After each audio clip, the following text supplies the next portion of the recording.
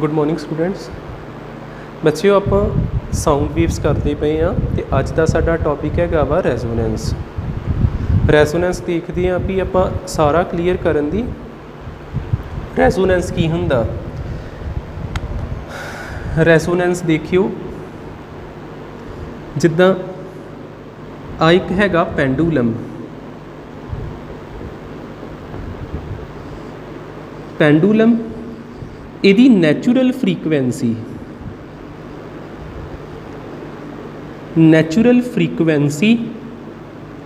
किन्नी हैगी आ, मान लो 40 हर्ट्ज।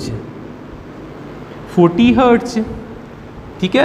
इहदी जिहड़ी कुदरती फ्रीकुएंसी किन्नी आ 40 हर्ट्ज। भी इन्नी क फ्रीकुएंसी इहदे कोल हुंदी आ जिहदे ते बड़ा वधिया कह लो ओसीलेट करदा रहिंदा। हुण आपां की कीता, आपां इत्ते कोई फोर्स लाई, इधर नूं भी गया इधर नूं भी गया, ये ओसीलेट करदा पिया वा, ओसीलेट करदा पिया under the effect of external force, under the effect of external force, external force. तो इत्थे इहदी फ्रीकुएंसी किन्नी जनरेट हुई आ, फ्रीकुएंसी किन्नी जनरेट हो गई आ 30 हर्ट्ज। 30 हर्ट्ज हजे रेजोनेंस अटेन नहीं होया। आपां होर की देखते हैं, जिद्दां इत्थे आपां इहदा ग्राफ बनाईए, ग्राफ बनाया इस तरह का कोई ग्राफ आऊगा ठीक है। कोई ग्राफ आ गया इहदा।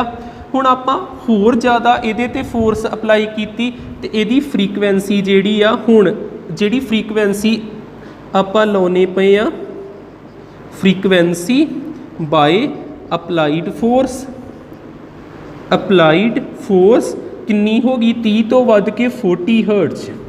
40 हर्ट्ज जदों 40 हर्ट्ज हो गई, इहदा एंपलीट्यूड जिहड़ा मैक्सीमम हो जाना जिन्ना होना चाहिए।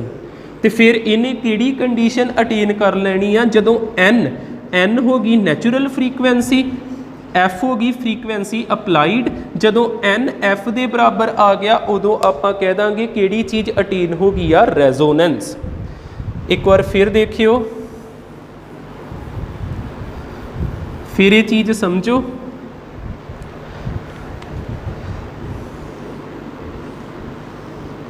आपां ऑब्जरवेशन टेबल देखिया, इधर हैगी आ फोर्स अपलाइड, फोर्स अपलाइड ते इधर अपने कोल आई जानी फ्रीकुएंसी।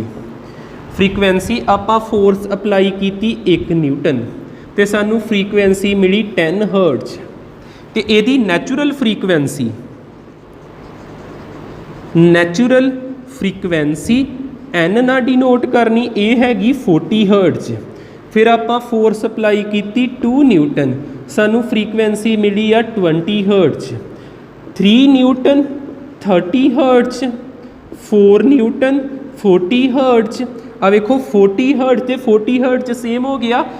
हुण साडी फ्रीकुएंसी एफ ये किहदे बराबर आ गया, एन दे। ते जिहड़ा ओसीलेशन आ ये बड़े ज़्यादा एंपलीट्यूड दियां होणगियां। Then object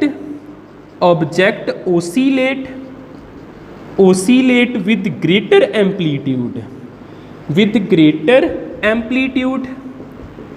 this is resonance, this is resonance.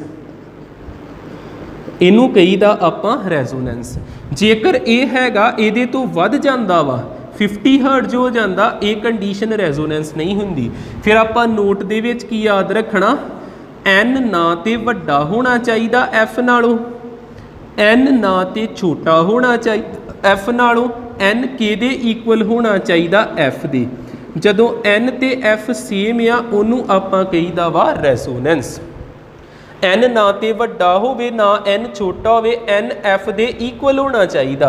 N नू की कहीदा आपां नैचुरल फ्रीकुएंसी, नैचुरल फ्रीकुएंसी ते एफ नू आपां की कहीदा वा अपलाइड फ्रीकुएंसी, अपलाइड फ्रीकुएंसी। ਹੁਣ ਆਪਾਂ ਇਹਦੀ ਸਟੇਟਮੈਂਟ ਲਿਖ ਸਕਦੇ ਹਾਂ ਜੇ ਇਹਨੂੰ ਇੰਨੀਆਂ ਗੱਲਾਂ ਸਮਝ ਆ ਗਈਆਂ। ਰੈਜ਼ੋਨੈਂਸ ਕੀ ਹੈਗਾ, ਆਪਾਂ ਕਹਿ ਸਕਦੇ ਹਾਂ, ਦੇਖੋ ਲਾਉਣ ਤੇ ਆਪਾਂ ਫੋਰਸ ਹੀ ਡਏ, ਫਿਰ ਇਹ ਸਪੈਸ਼ਲ ਟਾਈਪ ਹੁੰਦੀ ਆ ਫੋਰਸਡ ਓਸੀਲੇਸ਼ਨ ਦੀ। ਪਹਿਲੀ ਗੱਲ, it is a special type of forced, it is a special type of forced oscillation in which frequency applied by force is equal to natural frequency। ਆਪਾਂ ਕਹਿ ਸਕਦੇ in which frequency of an external force, frequency of an externally applied ਵੀ ਕਹਿ ਸਕਦੇ ਆ, is equal to natural frequency, in which frequency of an externally applied force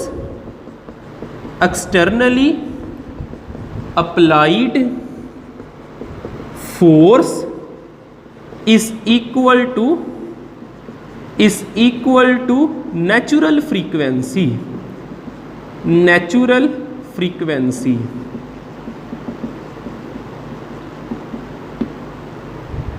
ठीक है, ये हुंदा जे रेजोनेंस। तो यदी आ कंडीशन पूरी दिमाग च बिठा लियो, एन के दे इक्वल होना चाहिए एफ दे। हुण आपां कुछ होर एग्जाम्पल देखते हैं, कंडीशन तो सानू याद हो गई आ। हुण आपां देखते हैं डैमोस्ट्रेशन ऑफ रेजोनेंस। कुछ एग्जाम्पल्स देखते जिन्हां तो रेजोनेंस क्लीयर होवे।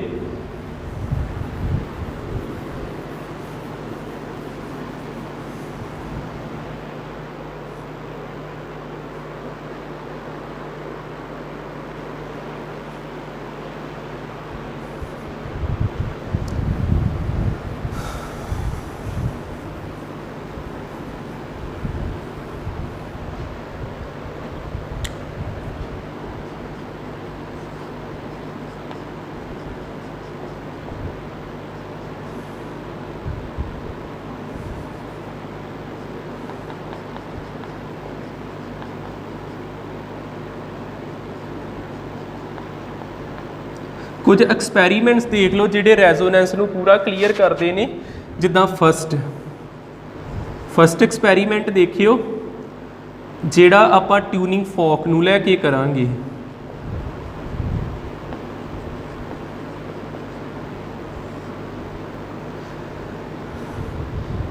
एक साडे कोल ट्यूनिंग फॉक हैगा वा, इस ट्यूनिंग फॉक नूं आपां किहदे उपर रखिया, साउंड बॉक्स के उपर रखिया। आ हैगा जे साउंड बॉक्स, आ पूरे दा पूरा हैगा जे ट्यूनिंग फॉक। ते इनू आपां बोलांगे प्रॉन्ग, ठीक है। ते इहदे ओपोजिट ही एक होर ट्यूनिंग फॉक रखिया,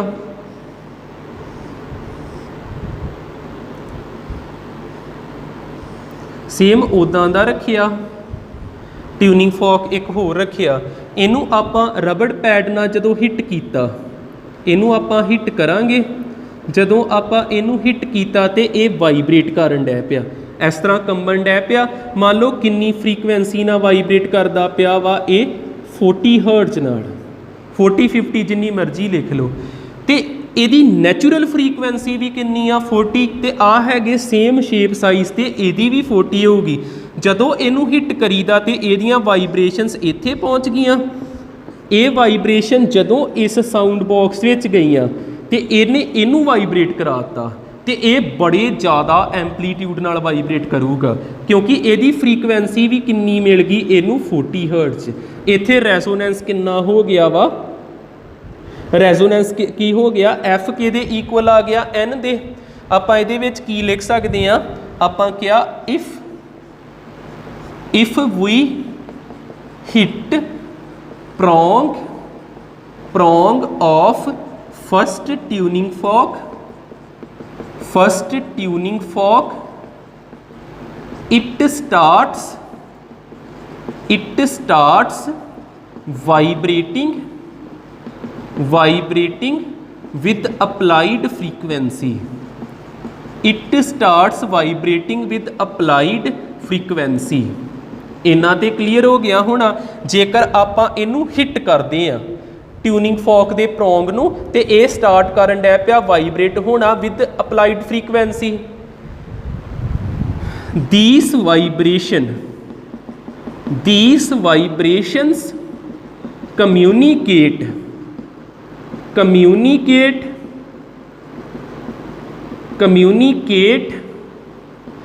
to one sound box to other,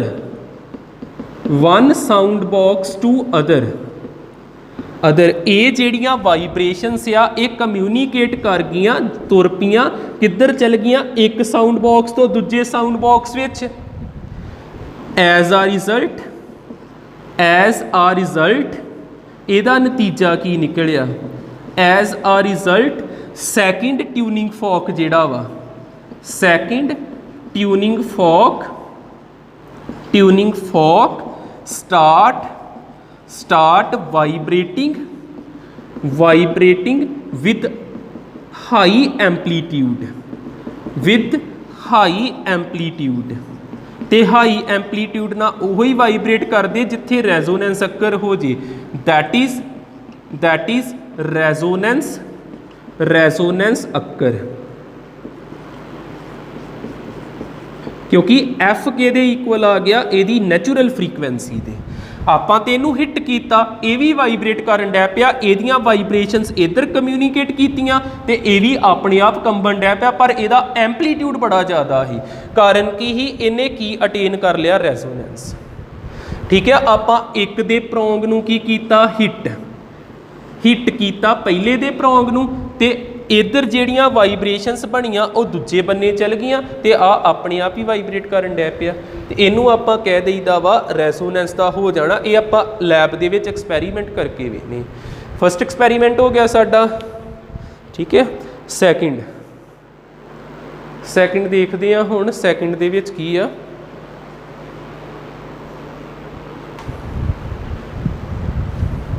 याद रख लो इन्हां दा साइज शेप सेम होनी चाहिए। ਇਹਦਾ मतलब जिन्नी फ्रीक्वेंसी ਇਹਦੇ ਕੋਲ होगी उन्नी ਉਹਦੀ नैचुरल होगी। सैकेंड एक्सपैरीमेंट आप पेंडुलम ते करके देखते हैं।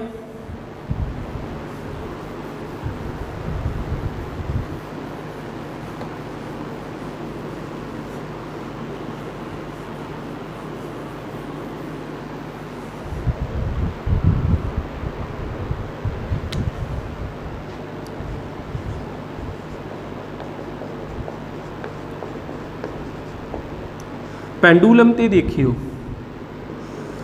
जिस तरह आ रिजिड सपोर्ट है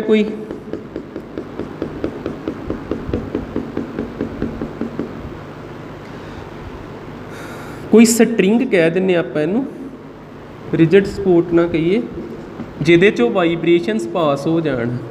स्ट्रिंग है कोई इत्थे एक बॉब लटकाया इनू मैटैलिक बॉब कहते ने। ये आ गया फस्ट वाला सैकेंड वाला थर्ड वाला फोर्थ फिफ्थ इस तरह कुछ आप लटकाते। हुण आपां की देखते हैं आपां इहदे ते फोर्स अप्लाई कीती ते इदां वाइब्रेट करन डै पिया। इहदी फ्रीक्वेंसी हैगी एफ जिहड़ा भी इहदी इन्नी लेंथ दा होगा जिन्नी लेंथ इहदी आ जिन्नी लेंथ एदी क्योंकि फ्रीक्वेंसी का की फार्मूला हुंदा 1/2 pi root g by l आ फ्रीक्वेंसी का फार्मूला हुंदा जी। हुण ये फ्रीक्वेंसी किहदे ते डिपेंड करदी आ एल ते। याद रख लियो एफ फ्रीक्वेंसी का की फार्मूला हुंदा 1/2 पाई जी बाय एल ये फार्मूला हुंदा जे। ये फ्रीक्वेंसी किहदे ते डिपेंड करदी आ लेंथ ते आ स्ट्रिंग दी लेंथ ते डिपेंड करदी आ। एल दा मतलब की हैगा लेंथ ऑफ स्ट्रिंग। जेकर तुसीं इहदे ते एफ अप्लाई फ्रीक्वेंसी कोई ना कोई अप्लाई करती आ इसे लेंथ दी आ भी चीज़ हैगी आ जे मान लो आ 10 सेंटीमीटर आ तो आ भी कितना हैगा 10 सेंटीमीटर, तो ये भी स्टार्ट हो जाऊगा वाइब्रेट होना विद हाई एंपलीट्यूड। बाकियां दा चलो आपां नूं क्लीयर नहीं आ भी कोई थोड़ा होगा कोई ज़्यादा होगा, पर जेड़ा इहदी सेम लेंथ दा होगा वो बहुत ज़्यादा एंपलीट्यूड नाल वाइब्रेट करूगा। ठीक है, जां इन्हां दे विच्चों कई बार तो आपां ये भी नोट करते हैं जिन्ने भी होणगे जेड़ा सेम लेंथ दा सिर्फ वो वाइब्रेट करदा, बाकी बड़ा हौली हौली डे हुंदे। कारण की आ इहदियां वाइब्रेशनस इत्थे पहुंचियां ते इस धागे तो इस धागे तक पहुंच गईयां। ठीक है, आपां इहनूं किद्दां लिख सकदे हां, इत्थे होया की आ आपां क्या if we start vibrating first pendulum having frequency f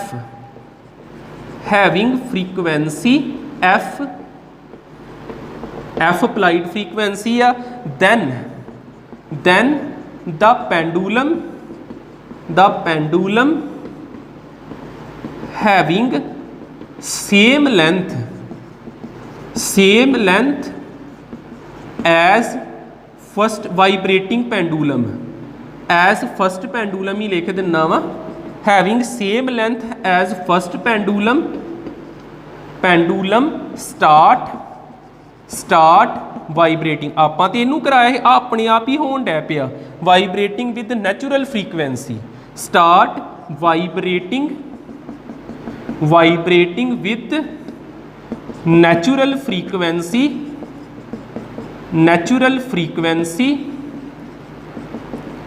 n having high amplitude, ਉਹਦਾ एंपलीट्यूड भी बहुत होगा n के दे बराबर f दे। याद रख लो सेम लेंथ वाला ही वाइब्रेट करना, दूजे जे करनगे भी तो बड़े स्मॉल एंपलीट्यूड ना करनगे। आ जेड़ा वा ये वाइब्रेट कीता, वाइब्रेट विद हाई एंपलीट्यूड। ठीक है, ये पेंडुलम के केस वाला रेजोनेंस हो गया। ठीक है, आ एफ नाल आ किन्नी फ्रीक्वेंसी नाल एन फ्रीक्वेंसी नाल। दो एक्सपैरीमेंट आपां करके वेखिए रेजोनेंस नाल रिलेटिड। उस तो बाद तीसरा देखियो, तीसरा करते हैं आपां एयर कॉलम वाला।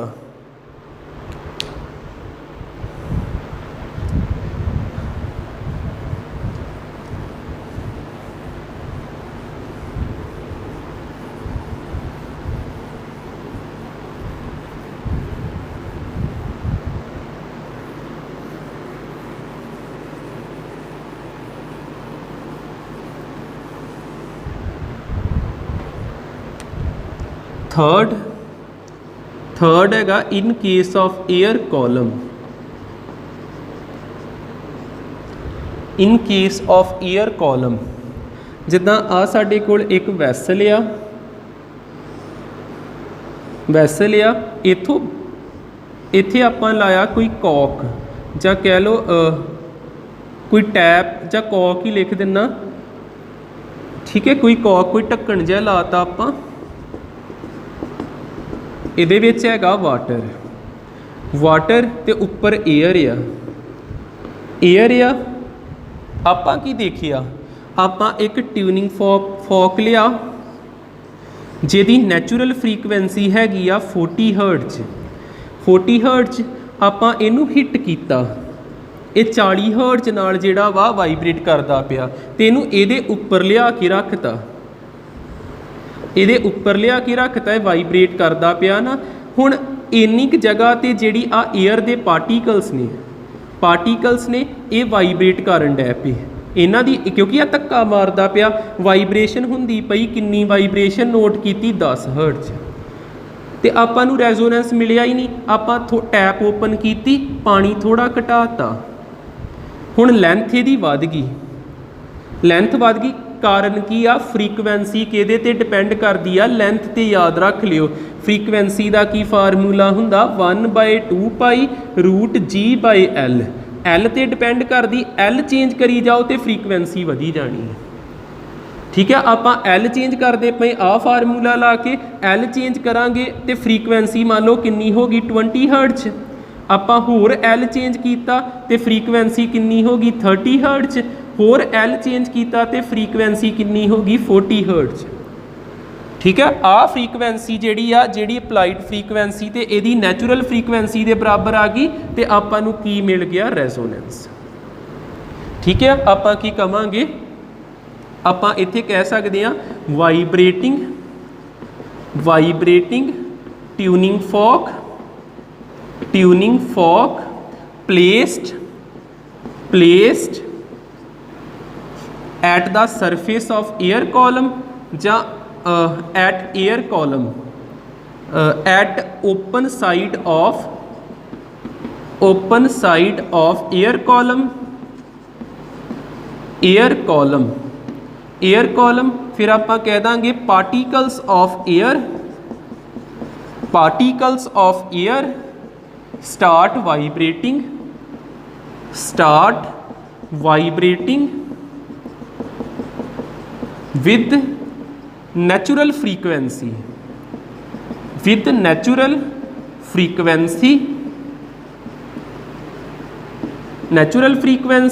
that is n ਕਿਹਦੇ ਬਰਾਬਰ ਆ ਗਿਆ f ਦੇ, ਰੈਜ਼ੋਨੈਂਸ ਅਕਰ ਹੋ ਗਿਆ। ਕਲੀਅਰ ਹੋ ਗਿਆ।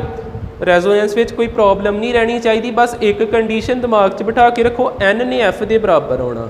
ਤੇ 3 ਐਕਸਪੈਰੀਮੈਂਟ ਆਪਾਂ ਕਰ ਲਏ, ਇੱਕ ਤੇ ਆਪਾਂ ਪੈਂਡੂਲਮ ਵਾਲਾ ਕਰ ਲਿਆ, ਦੂਸਰਾ ਆਪਾਂ ਕਰ ਲਿਆ ਹੀ ਪਹਿਲਾ ਹੈਗਾ ਹੀ ਸਾਡਾ ਟਿਊਨਿੰਗ ਫੋਕ ਵਾਲਾ ਜਿਹਨੂੰ ਆਪਾਂ ਉਹਦੇ ਉੱਪਰ ਰੱਖਿਆ ਹੀ ਸਾਊਂਡ ਦੇ ਉੱਪਰ, ਤੇ ਦੂਸਰਾ ਸਾਊਂਡ ਬਾਕਸ ਦੇ ਉੱਪਰ ਰੱਖਿਆ, ਦੂਸਰਾ ਆਪਾਂ ਪੈਂਡੂਲਮ ਵਾਲਾ ਕਰ ਲਿਆ, ਤੇ ਤੀਸਰਾ ਸਾਡਾ ਹੋ ਗਿਆ ਏਅਰ ਕਾਲਮ ਵਾਲਾ।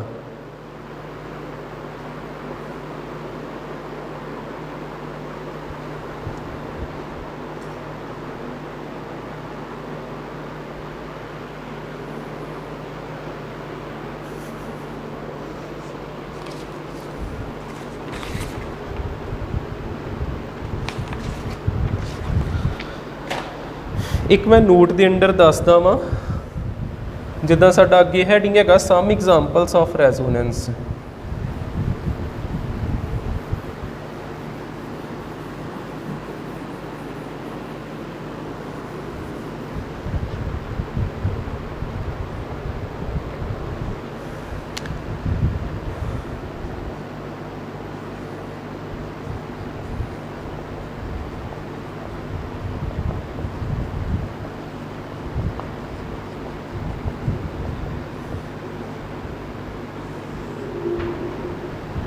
ਕੀ ਆ ਗਿਆ ਐਗਜ਼ਾਮਪਲ ਆਫ ਰੈਜ਼ੋਨੈਂਸ। ਇੱਥੇ ਨਾ ਵੇਖਿਓ ਤੁਹਾਨੂੰ ਆ ਚੀਜ਼ ਕਲੀਅਰ ਹੁੰਦੀ, ਇਹ ਕਮਿਊਨੀਕੇਸ਼ਨ ਦੀ ਆ।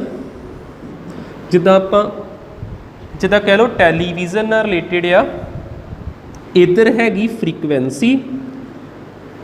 ਫ੍ਰੀਕੁਐਂਸੀ, ਇੱਧਰ ਹੁੰਦਾ ਕਰੰਟ। ਜਿੱਦਾਂ ਆ ਹੈਗਾ ਵਾ ਟੈਲੀਵਿਜ਼ਨ, ਇੱਥੇ ਆ ਤੁਹਾਡੇ ਕੋਲ ਹੈਗਾ ਵਾ ਰਿਮੋਟ। ਜਦੋਂ ਤੁਸੀਂ ਕੀ ਕਰਦੇ, ਜਿੱਦਾਂ ਮੰਨ ਲਓ ਫ੍ਰੀਕੁਐਂਸੀ ਹੈਗੀ ਆ ω1, ω2, ω3, ਇਹ ਵੀ ਫ੍ਰੀਕੁਐਂਸੀ ਦਾ ਸਿੰਬਲ ਹੀ ਹੁੰਦਾ, ਐਂਗੂਲਰ ਫ੍ਰੀਕੁਐਂਸੀ ਦਾ। ω3, ω4, ω5, ω6 ਤੇ ω7।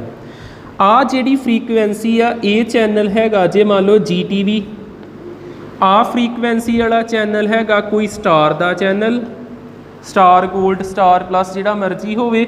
ਆ ਫ੍ਰੀਕੁਐਂਸੀ ਵਾਲਾ ਹੈਗਾ ਕੋਈ ਸੋਨੀ ਦਾ ਚੈਨਲ।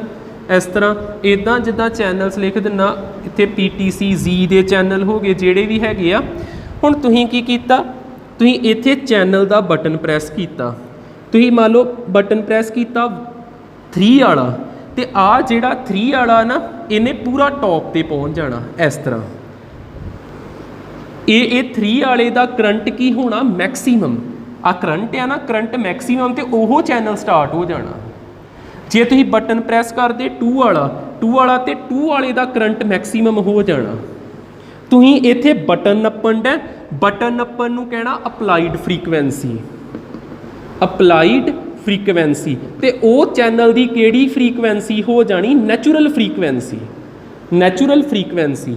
ਤੁਹਾਡੇ ਵੱਲੋਂ ਬਟਨ ਨੱਪ ਕੇ ਅਪਲਾਈ ਕੀਤੀ ਗਈ ਫ੍ਰੀਕੁਐਂਸੀ ਚੈਨਲ ਦੀ ਨੈਚੁਰਲ ਫ੍ਰੀਕੁਐਂਸੀ ਦੇ ਬਰਾਬਰ ਹੋ ਜਾਣੀ ਤੇ ਉਹ ਚੈਨਲ ਜਿਹੜਾ ਸਾਡੀ ਟੀਵੀ ਸਕਰੀਨ ਤੇ ਚੱਲਣ ਡੈ ਪੈਣਾ। ठीक है, जे ये चीज़ क्लीयर नहीं होंगी ये तो केस नंबर ही फर्स्ट सैकेंड देखियो। सैकेंड देखियो आ हैगा करंट, इधर हैगी आ फ्रीकुएंसी। फ्रीकुएंसी हुण आ चैनल नंबर हैगा वा मान लो 4 ए कोई प्ले हुंदा चलदा पिया, आ रिमोट है तुसीं इत्थे वॉल्यूम दा बटन प्रेस कीता, चैनल तो नहीं ना बदलना, वॉल्यूम का बटन प्रेस करोगे इन्हें हेठां नूं आई जाना, इस तरह चैनल उही रहना 4 पोजीशन वाला। आ करंट का जिहड़ा पीक आ ये घटी जानी, होर वॉल्यूम घटाओगे इन्हें होर हेठां नूं आई जाना, चैनल नहीं बदलूगा। बस तुसीं इत्थे भी की करदे पए आ, तुहाडे वल्लों अप्लाई की गई फ्रीकुएंसी वो नैचुरल फ्रीकुएंसी के बराबर हुंदी है। ठीक है, ये रेजोनेंस बड़ियां थावां ते वरतदे ने, आपां अपने सैटेलाइट्स विच वरतीदा, आपां टीवी सैट जिहड़ा वा उहदे विच वरतीदे आ रिमोट दे थ्रू। जे आपां कोई चीज़ प्रैस करते हैं, मान लो मोबाइल दे विच आपां बटन प्रैस करते पे हैं तो आपां फ्रीकुएंसी अप्लाई करते पे हैं तो वो चीज़ का किसी ना कनैक्शन हुंदा वा ते फ्रीकुएंसी उहदी नैचुरल दे नाल जुड़ जांदा वा।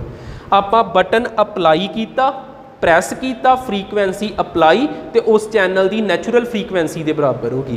जिदा यदी फ्रीकुएंसी हैगी 20 हर्ट्ज, यदी फ्रीकुएंसी हैगी 40 हर्ट्ज, यदी 60 हर्ट्ज। जेकर आप बटन 1 प्रैस करते हैं तो आप 20 हर्ट्ज दिने पे, जे आप बटन 2 प्रैस करते पे तो आप अप्लाई करते पे 40 हर्ट्ज, तो नैचुरल फ्रीकुएंसी यदी भी कितनी 40 हर्ट्ज, तो उत्थे रेजोनेंस मिल जाऊगा। ठीक है जी, एग्जाम्पल ये क्लीयर नहीं होंगी कोई गल नहीं, तुहानूं एक्सपैरीमेंट 3 समझ आ जाने चाहिए। पेंडूलम वाला, ठीक है, साउंड के उपर जिहड़ा आपां रखिया ट्यूनिंग फॉक नूं उहदे वाला, ते एक जिहड़ा आपां एयर कॉलम वाला कीता। जे आ नहीं क्लीयर हुंदा कोई गल नहीं, ठीक है, पर मैं तुहानूं दसना चाहुंदा भी रेजोनेंस आपां डे टू डे लाइफ दे विच अप्लाई करदे रहने चीज़ां। अज लई इन्नी करियो फिजिक्स, ठीक है, थैंक यू।